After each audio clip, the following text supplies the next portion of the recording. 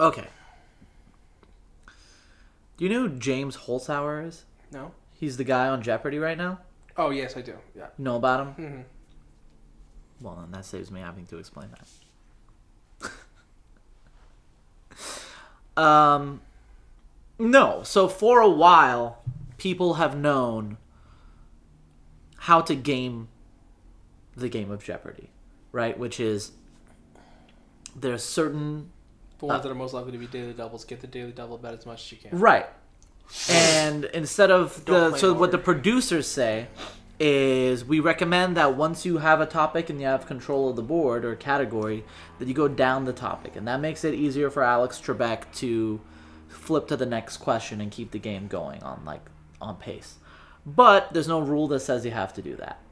And a couple people have gone on the game and done really well. Gone There's on that like Asian guy, I remember. Arthur Chu, yeah. He went on like a.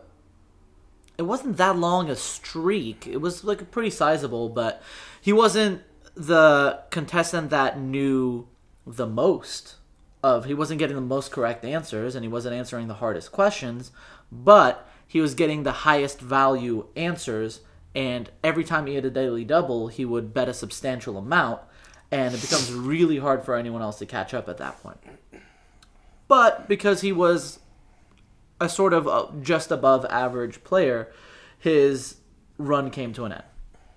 James Holzhauer, who's the current champion, is the first person to use that strategy, but also be one of the best people to ever play the game. Like, as far as like percentages go, this guy's Well, gotten. he's a sports bettor in his real life. Well, right? but that's Professional that's gambler but or that's something. strategy. I'm talking like just knowledge based, yeah. topic area knowledge. He's gotten very few questions wrong his Sure. whole run, and what he does is it's a little different than Arthur Chu's, because Arthur Chu would sort of like stick in the middle and go. He's just looking for the daily double. James Holzhauer is only answering the highest value questions. And the strategy is like, if I don't get it right, at least No one else like gets no one else gets it right. Oftentimes, but the point is that he's just going, and within the first, think about it, like Jeopardy, like has people are used to a certain momentum, and each column has, to try to do the math in my head, 2,000. It's like 5 questions, and it's like $2,000 worth of questions in there, and that's 5 questions to get to $2,000. But the way that he plays, since he plays laterally across the bottom, within 5 questions 3,000. you have I guess it's 3,000, right? 1,800, 600, 400, 200. 3,000. Yeah, I think that's 3,000. Sure. Within 5 questions, he's already at 5,000, right? And so the pace of the games move way faster, and those like small point questions basically end up not mattering at all. But anyway, and he starts with the hardest questions, so they're like you're the least warmed up. In any case, And he gets to go first because he won. and he gets to go first because he won last time. Because of this, people think that he's basically ended Jeopardy. People are like, we don't see how he's going to ever lose. He's probably going to bankrupt the game of Jeopardy. Like, there's literally people are like, we've done the math. We have no idea how Jeopardy's going to be able to He was afford making paying more him than that. Alex Trebek per episode. He's making more than Alex Trebek, yeah. And And Alex Trebek is dying. yeah. But by the way, Ken Jennings should host after that, don't you think? Yeah, it'd be great. He's a charmer or whatever. This guy is not a charmer. He has a weird smile. But in any case, people are saying that he's ruining the game. Not everyone. People always say that anytime someone's good at Jeopardy, though, in a non-conventional way. But that begs the question, right? These people think he's ruining the game because he's not playing the game the way that it's supposed to be played. Mm-hmm. Quote, unquote. But then you try to examine, well, how is the game of Jeopardy supposed to be played? And you're like, well, it has these norms, right? Like, go down the whatever, and you do these things. But that's not really what the question is asking, right? What is the game of Jeopardy meant to measure? And every game, every, like, pure game, like, think Olympic sport, the more pure an Olympic sport it is, the clearer it is what it's measuring and who won. And the less chances involved, the less various factors are involved, right? Like the foot race, weightlifting. Who's the strongest is what you're measuring. Who lifted the heaviest thing is how you're measuring it, right? And the person who's supposed to win is the person who's the strongest. So if they find out there's some issue in the rules that isn't producing that result, that's how they address it, right? Long jump. Who can jump the farthest, right? Track and field is really good with it. And then you get more like complex sports, like what is basketball supposed to measure? And that becomes like really like no one can answer LeBron that. had a tweet about this just the other day, actually. What did you say? So because yesterday was Game 7 of 2 different series, and I think it was the Portland series. Basically, like they ended up winning, and like every shot, they're like CJ McCollum, I think his name is, scored 37 points, and he's usually like their second guy. He's not that. He's good, but not that good. He's like the best non-All-Star, and he's scored like 37 points, all on like mid-range shots, which statistically are the worst shots. And LeBron James posted, he's like, and that's why stats don't matter. He's like, and because basically his thing is like, yes, the numbers tell you that per possession, the best shot is always a 3. Yeah. Because like you're slightly less likely to make it, but your outcome is like significantly better, right? But you can't make a 3 every shot. It's not feasible, and not everyone's good at it and whatnot. And so like play to play, the best shot is the one you make. Right. And so if you're a mid-range guy, then you should play in the mid-range. If you're Giannis, you should dunk or whatever, right? But this takes us back slightly. So the point is like, why is it less clear in basketball what the outcome is?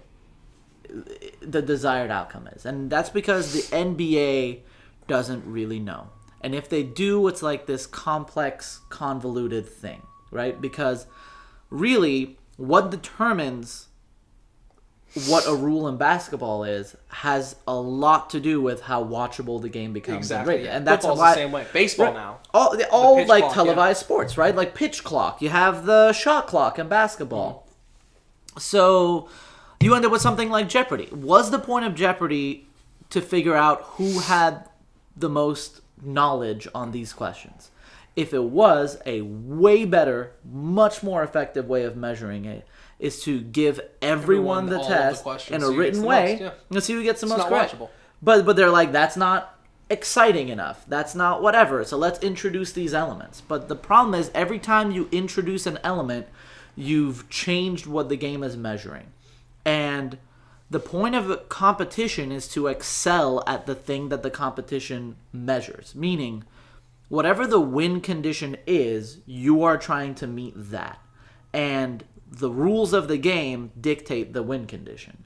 And I think it's disingenuous to tell someone to work hard and try to succeed at a form of competition following these rules, but don't do it this way.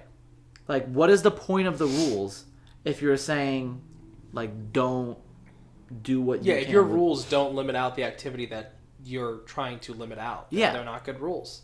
And because you're just counting on people's good nature and their good heart and like appeals to tradition. Well, and it's not just that, right? Because you can be like, this happens in debate formats a lot. Well, they start a debate format and they never think about game design. No debate format, as far as I'm aware, has been designed as a game, which is what it is. It's been designed modeling something else. It's modeling the Lincoln-Douglas debates and models the debates in Parliament, the debates in Congress. But the fact of the matter is that these debates inherently are not like those debates. The constraints that people have and the like factors that go into it don't exist. I don't represent constituents. I don't have a re-election. It's not the 1860s or 1850s anymore. Like, it's just not the same thing. I'm not going to be motivated by the same factors that made them do it a certain way. So it always starts out, and then they're like, just pretend it's that, and follow what those people do. But that always works out fine for a little bit, but the reason why there's always like the creep of all these things that come from policy is because the meta game is always going to favor those things, right? Like, in Parliament, it's insane to think that someone not responding to an argument means that they agree. Well, I mean, and this comes up in this isn't so much a PF thing, but like the idea of conditionality or conditional or dispositional like advocacies on the negative and whatnot, where it's like that's always a debate, right? It's like, well, in the real world, like you have to defend your bill from like 800 different bills someone else could submit or whatever. That's an insane... Exactly, but in it's the like, real world, I'm a politician with 30 years of and legislation. Like infinite time, and like we talked beforehand, and you didn't just right. magically like, introduce my advocacy has happened for me before I come up. You know, in the real world, you don't get to tell me the things that I advocate for based on what I said in that 5 minutes, and was assigned to defend, right? So that's just right. So it's like public forum based on Crossfire, a CNN show that got canceled because its format was so bad and toxic, is what this format is based on. The problem is that people never consider it as a game, right? And in any game, I think it's kind of bullshit to be like, let me take it back. I think it's bad game design to tell someone who is succeeding in your game that that's not the way they were supposed to play it. You should have designed it better. Well, and I think this is one of the reasons that esports are able to be successful, like long term, for those that have been successful, right? Like League of Legends, Counter-Strike, whatever, right? Like the ability to like have iterations whenever you want because something comes up is good. They had, I don't want to go too far out here, but in League of Legends for a while, they had these items, these support items, right? For champions that don't farm in the game, so they don't normally get gold. And they're like, oh, we'll just give you gold. Like, as long as you have this item, every 5 seconds, you're going to get X amount of gold or whatever, right? And so then you don't have to farm, you can just focus on playing, blah, blah, blah, blah. Yeah. But then every single, like, other lane was like, wait, why don't we all just take this? Like, if I just get gold for free, I'm going to farm and have the gold for free items. So then they're like, oh, you're right, that's broken. We're going to make it so you have to be within 5 seconds, or like someone has to have killed a CS within 5 seconds, blah, blah, blah, blah, blah. And then they're like, that's even not enough. You have to be next to someone within this range and not have killed a CS yourself, because that's the only way they can balance it, right? But they just keep going until they get an iteration that works. Right. Because those items tend to be broken or whatever. But in debate, like, there's the turnaround on getting a change done in debate might as well be forever in a lot of instances. Like, they just don't tend to happen. And like, even I don't know if you have been at like FirePie meetings, right? You've been at like FirePie or like the California State Championship meetings where they're like, hey, this is the proposal and here's how it's going to go through. It is even worse at the NPDA because way less people show up and the proposals are all like kind of just, I don't know, like asinine in some ways. Like the one that went through that was pretty cool was having this like prep/flex time thing. That was cool. But people were like, oh no, this is bad because it's going to make debate even more vacuous. Because if you know people get to ask you questions for 2 minutes, there's no reason to ever stop and take a question during your speech. So people will just blitz through and like they can just read vacuous critiques and then ask questions or whatever. And last year, one of the proposals people tried to put through was like, after every round, your opponent has to sign your flows, so that we know you're not pre-flowing and just keeping the same flow and reading it every debate. Because there's always concerns about that every year. Shout out to the National Championship Tournament this year, too, where that same exact protest happened. Someone tried to get a rule passed. I'm like, no. And, like, that rule is objectively a good rule. Yeah. Right? It would, in theory, do some, problem. or at least make it harder, right? Yeah. But people were like, no, that's stupid, and, like, you're targeting these people. It's like, well, that would be good for the game, though, right? Like, there's a lot of things that I guess where I want to go here is there's a point to me at which point it's not worth allowing things that make the game more competitive because it destroys the sort of spirit of the game or like the higher purpose of the game, which seems kind of stupid, like Yu-Gi-Oh! Heart of the Cards bullshit. Yeah, but like, that brings an interesting thing, because debate is a game, but it's not just a game, right? And it's supposed to be a lot of things.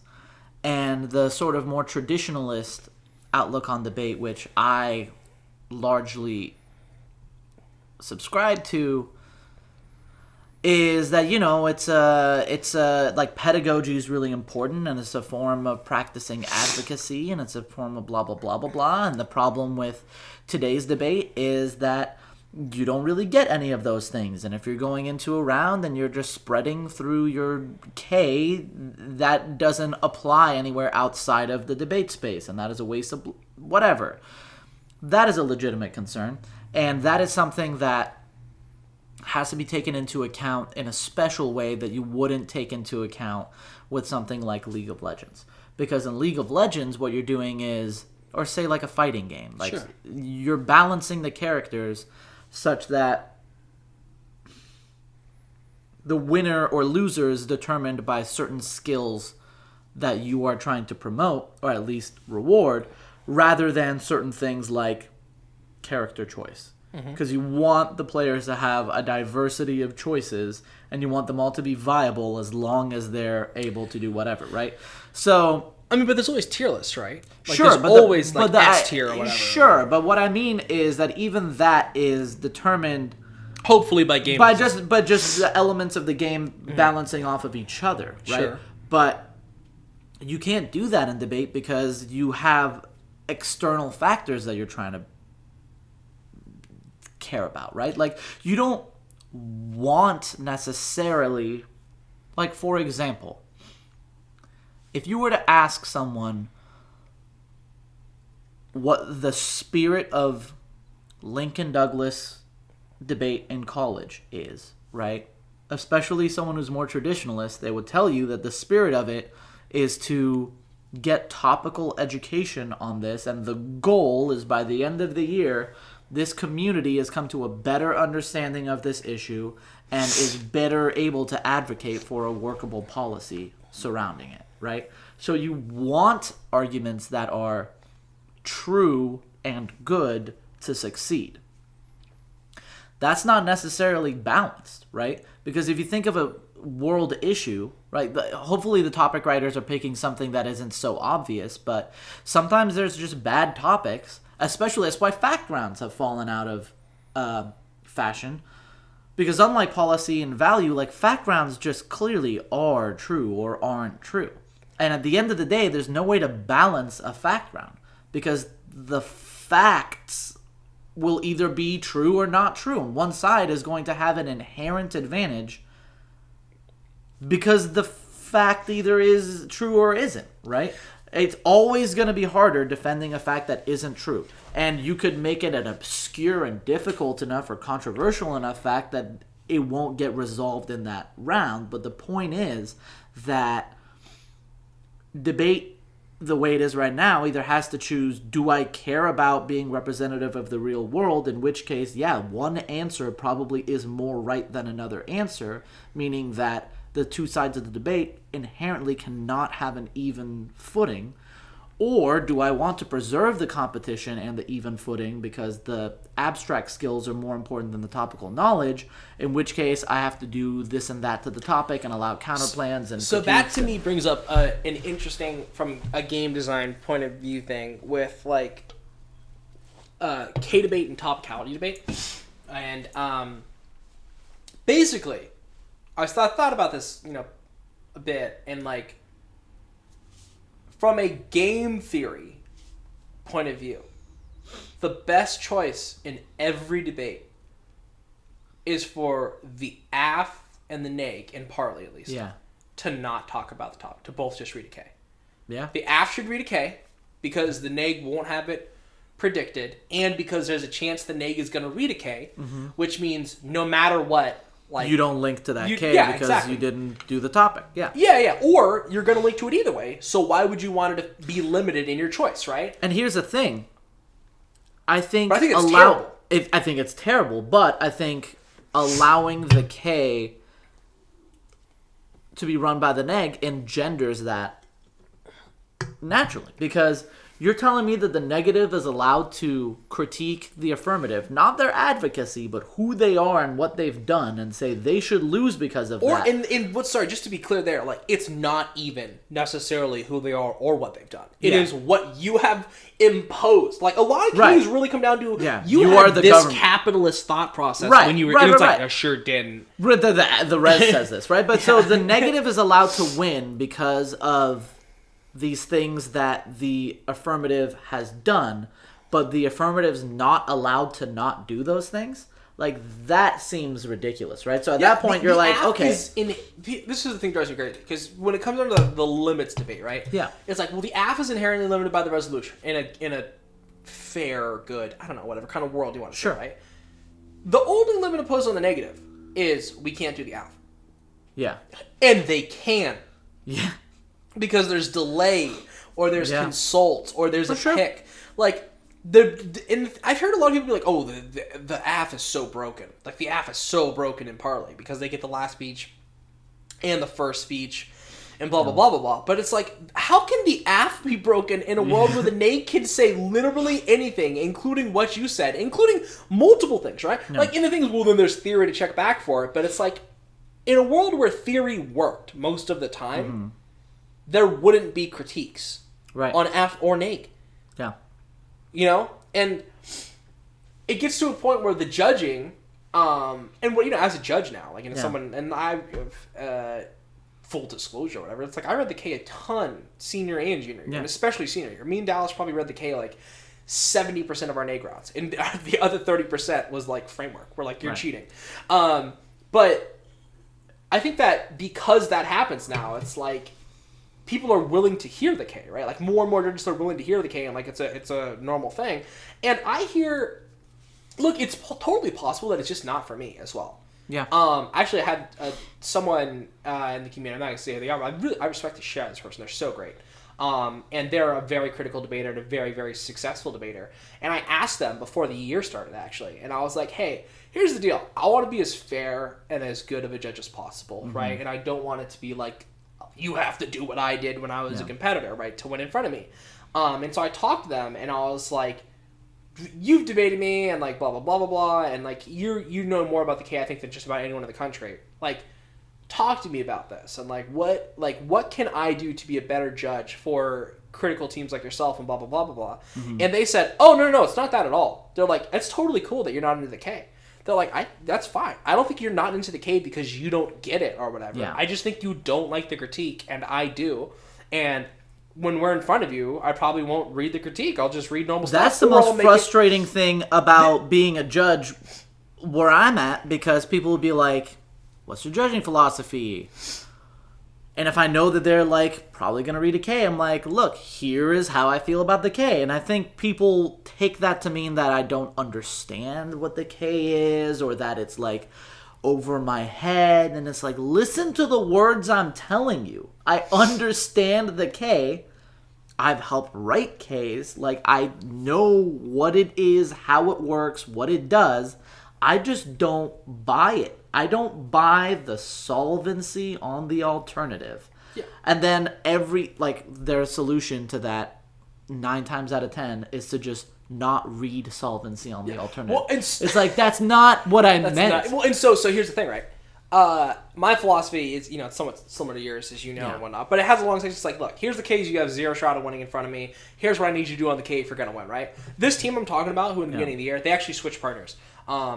I judged them, I think, 4 times this year and picked them up every single round and gave them 30s. Almost both 30s in every speech, because they were tremendous. They were some of the best people ever. They're really nice. But when they go in front of me, they read the K once, like the real full-fledged K one time, because they were against a critical team, and they was on a panel, and they're like, hey, we're going to read the K. Is that cool? I'm like, yeah, whatever. But then the other time they debated me, or they debated in front of me, rather, they were on the negative, and they went against this AF, and they were like, all right, can't read the K, and they read a pick that was just do the AF. Yeah. And then the net benefit was intellectual property is bad. And like, this is ours now. And like, in the round, I'm thinking like, that's so funny. I was really thinking, like, and if the other team had answered it, I'd have been like, all right, well, you kind of did steal it. But they just did it. They just didn't have any answer to it. And I'm like, yeah, you did everything I told you to do. Yeah. You read a counterplay instead of a critique. It had a net benefit that I understood. It clearly solved the other team's advocacy, and then all of their case turns were just like neoliberalism bad, blah blah blah blah, right? And the other team didn't just go, "It's not unique" or something to that effect, right? But okay, but at this point, I just want to summarize. Like for me, the thing is this: you can do.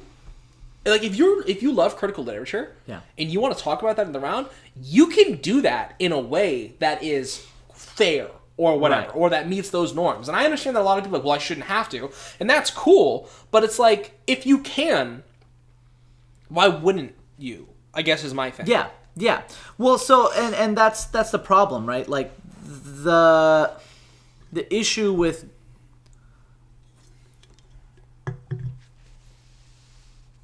challenging the norms or whatever that people have done is that it very quickly there's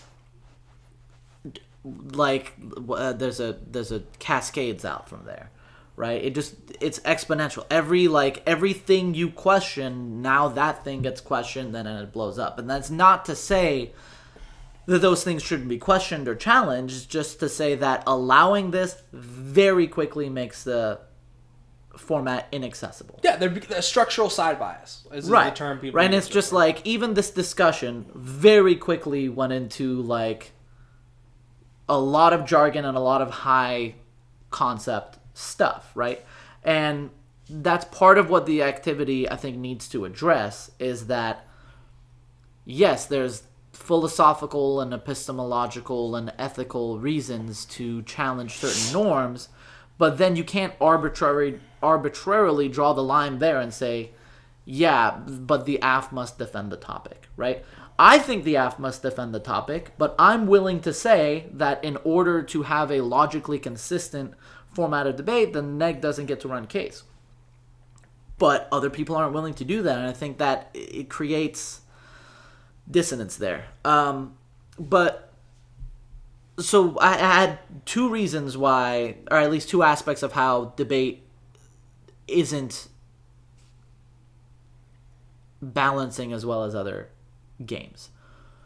Three. One, it's not designed with game design principles in mind. It would be very different if it was, and we've talked about this. I want to design the first debate format that's actually meant to be a game. That's like you are advocating this role as an exercise, and these are the things that you're supposed to be rewarded on, and how do we make that happen? Rather than like, this is a hit show on CNN, and how can we have kids pretend they're on it? Like, that's never going to happen. Nobody's ever going to go on CNN and just advocate for something that is totally different from what they actually believe. So what is the point of practicing that?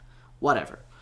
The second thing is that there's externalities of what you're trying to accomplish beyond just the balance of the competition, and maybe that's inherently not possible to balance.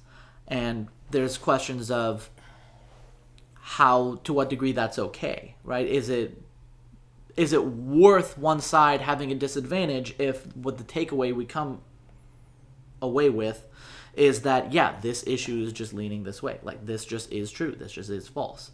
Which in theory is what should happen at the end of every NFALD season, or else we failed to answer the question, right? Like, unless one side at the end at the national finals is just clearly advantaged, then we have not made progress in figuring out a greater truth about this question. Anyway, the third thing is, I think debate lost its ability to be like the NBA and to balance things from that perspective because it became inaccessible to an audience.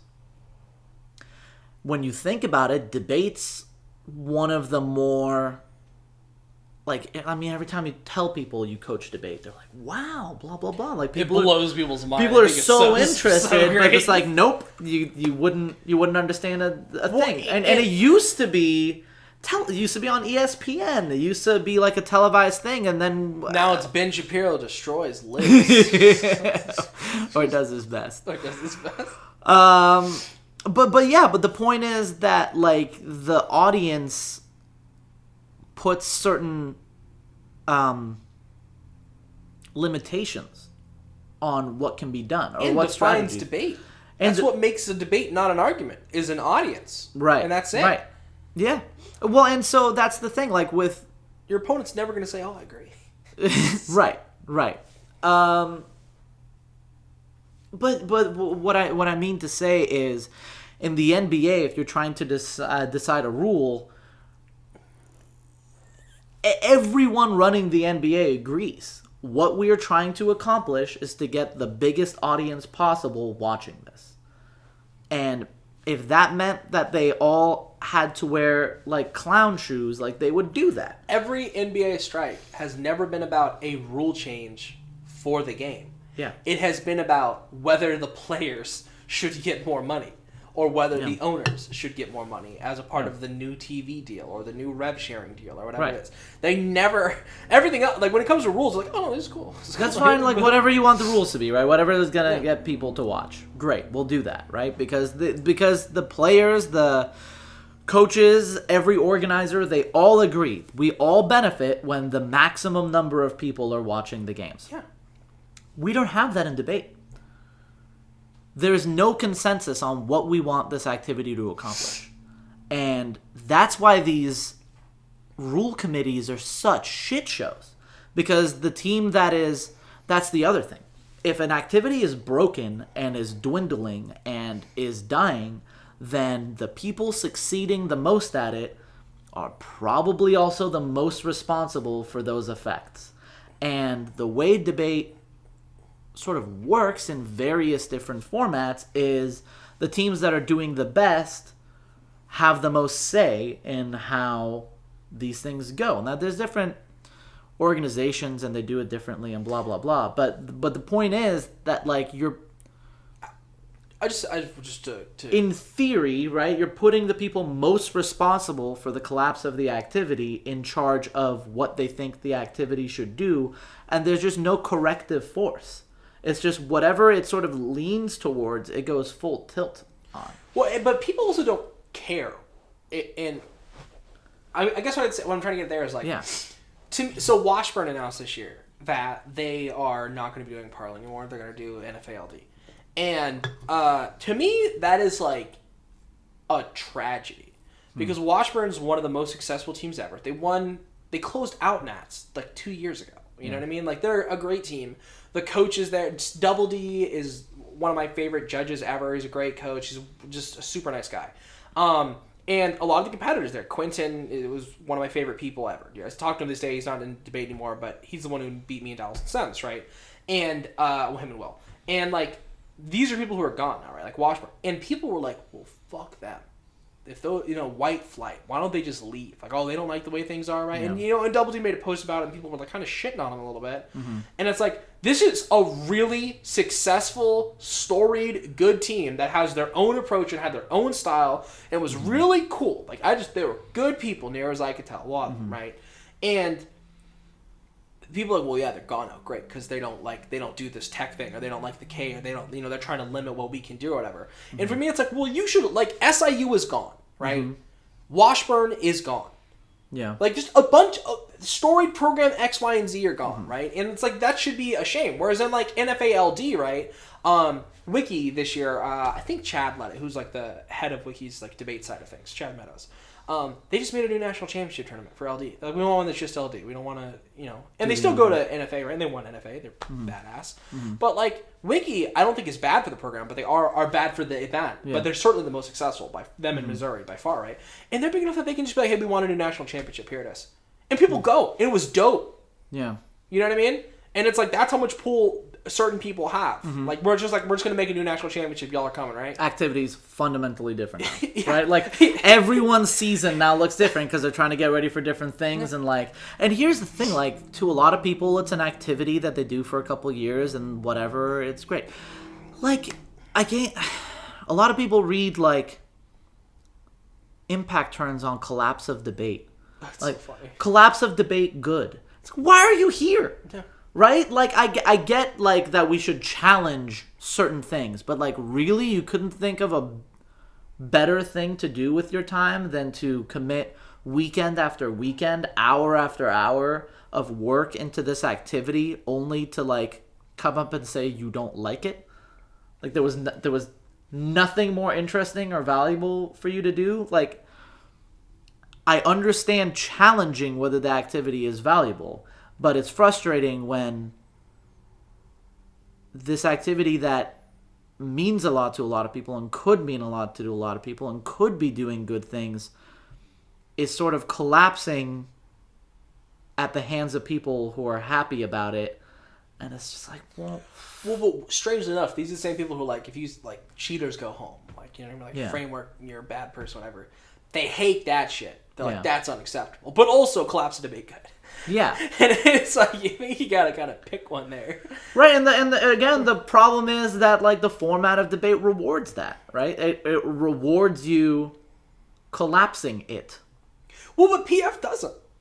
And I think that's one thing that, like, PF, like, has for it. Like, I think there's a lot of reasons why PF, on the spectrum of, like, fun format, easy, accessible format versus competitive, super focused, like, really, you know, Sure. complex, whatever.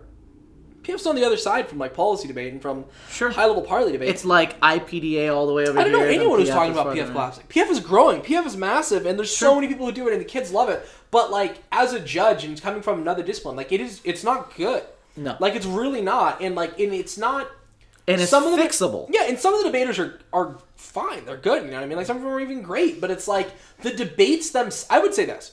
PF doesn't necessarily have the worst debaters. It's close. It's close. But it definitely has the worst debates, like, on average. Now, I think that high school LD national circuit's actually the worst debates because they're almost unwatchable. Because they're the opposite, where they're just nonsense. And it's like, dude, people read, like, preamps to theory and specific speeches. They're, like, in the 1AC at the bottom, like, oh, I have a minute left. Okay, cool. You can't read these kind of arguments in this speech later on. It's like, what are we doing, right? Like, it's just so not about anything and vacuous, but people think it's cool. And that's fine. But in PF, it's just like, oh, we're going to kind of talk about the topic and stuff. But, like, we can't have an advocacy. You don't have to respond to the first speech. The negative can go first. And there's only 2 minutes for these last speeches where it's, like, impossible to really... Also, I'm not going to read my evidence. And no one cares. Yeah, I'm going to cite 30 pieces of evidence. If you want to see them in cross-ex, you can. Maybe. Except there's no mechanism for you doing that, and you're on a timer. Well, and the judge isn't allowed to... That's the one thing I can say. The TOC has a good rule on this. Because the What is TOC has a rule that says time does not start for prep until you've gotten the evidence you want to see. But people still take forever. Or do shit. Like, dude, these kids I was working with, I was literally like, just give them all of our evidence. Yeah. And they're like, no. I'm like, Why? Why? Your argument's true, isn't it? and if it's not, like, Don't run There's it. like 15 other Yeah, cards, so whatever, yeah. right? Like, and it's just like, we had a team that we gave the full, like, LD carded version, but for PF, right? And they were like, well, we don't want that. We want to see the whole card. And we're like, cool, well, the URL is in the card. And they're like, well, we want you to pull up the URL of the website and then highlight the web. I'm like, highlight the website? Yeah. Well, for the thing we didn't read? We didn't read that part of the The article. highlights are the parts I say out loud. Yeah. If it's just... if it's not highlighted, I didn't and, like, say we it. would ask people when we were like, and, like, we had kids who just didn't have any cut cards. They just gave us the article with no highlights. Right. I'm like, how am I supposed to know where in this article that's 40 pages long? Yeah, it is the says thing. the thing, It's just so stupid, dude. Yeah. Like, PF has so many problems that are like, because I guess because it's anti-competitive. Yeah. Right? Like, no evidence sharing, no disclosure norms, no having to respond to the things people said first. Right. The coin flip thing is stupid. Like, you could be able to flip. Stupid. I mean, I don't know how you do it, right? Because PF has to have the coin flip because the app doesn't get to pick a plan. Right? Well, and it's Which the means idea is that you're not negating the AF, you're saying the opposite side of the resolution, but the resolutions are shockingly poorly written. Yeah. The current AUMF gives the president too much power, and then I do 2 days of research and find out, great, there's 3 current AUMFs, and Congress, the people who gives the AUMFs, say that the AUMF is not a source of presidential power. So which AUMF, and how can it give too much power if it doesn't give any power? Or, like, the illegal use of drugs should be taught or should be treated as a matter of public health, not criminal justice. The illegal use of drugs? Yeah, what is that? So, how can it be illegal if it's not treated as an issue of criminal Criminal justice. Right. Like, I mean, and that's like a nitpicky thing, but it's like, you're writing the resolution. Someone has to debate this. Well, then that's the thing. I think, like, that's the neg I wrote for that topic was, like, illegal use of drugs. Alcohol's a drug, drinking and driving is illegal. So you're saying by not using criminal justice, we don't pull people over for drinking and driving. And that's just what that sentence says. And it's not me being... I argued with Nathan about this for a long time. He's like, no, drug use has to be consumption of the drug. One, why? Two, how is it not consumption? Well, they're like, well, it's not illegal to consume alcohol. It's illegal to have consumed alcohol and then drive. So that's not illegal drug use. That's illegal driving after having legally consumed a drug. Except the laws that are around DUIs don't detail your driving. They detail your blood alcohol. That's what content. I said. Yeah, I know. That's whatever. But yeah, I just think that, like, the topics are written poorly. Yeah. Their speeches are too short. The randomness of, like, just having the neg speak first is dumb, I think. It's ridiculous. And then the back end of the debate, there's just so little, like, anything, really. Right. Like, it's just weighing, but, like, no real extensions. And they don't really have any clue what to do. And that's why, like, they're like, what? You, like, said my way of doing impacts is better than, like what? Yes, of course. What were you doing those last 4 speeches? It's wild. Yeah, and Graham Cross should be gone. No, it's ridiculous. I do not want to hear 4 kids yell at each other. Like, it just who benefits. Yeah. How you feel about that one? Think good? I mean, okay. I think to wrap it up, like, there is this problem with the design of debate. And I would sum it up in saying, no one's sure what debate's supposed to accomplish. Even if we knew, we're not using game design principles to achieve that. Modeling it after something it's not is never going to, right? You would never expect a good fighting game to be modeled after... I want basketball to model birds fighting. Right, or just be like, oh, I made... That's why they jump. Like, the new Super Smash Brothers game is based on the physics of, like, how ice really works when ice climbers fire. It's like, no. Right? The guy from Burzum made a pen and paper RPG, and he's like, the combat's not going to be based on game. Yeah, it just bounces about how effective actually. Right. So he's like, so the spear's the best. So, like, it's me and my friends went out. Right, you went out with my friend with swords and shields made of wood, and I just gotta tell you, the spear is the best weapon. Just use the spear. There's no downside. And that's the way warfare really worked. It was like, oh, the spear is just the best one. And then other people were like, what if we do with this with the horses and the archery or whatever? But generally speaking, yeah, you want spear. That's what you want. It doesn't make for a great game. But the problem is that, like, we don't know what we want, and even if we did, we're not designing the activity in a way which is geared towards that. We would just say, like, pretend that's what you want. And as long as the winner or loser isn't determined by who best pretended that, oh my god, probably a losing battle. Yeah. God, that's not even to mention BP, which has consensus judging. Do you know about this? No. At the end of the round, the judges get to confer. It's like a jury. It's like a hung jury. Teams, yeah. And you have to rank them 1 to 4. And so people will be like, I will not put this team anything but 4 unless you agree to put this team second. Why? I don't know. But, like, so there's horse trading, but the thing is, when there's schools like Harvard or Princeton or whatever, yeah. You know what I mean? It's like, of course they're going to be more successful. Yeah.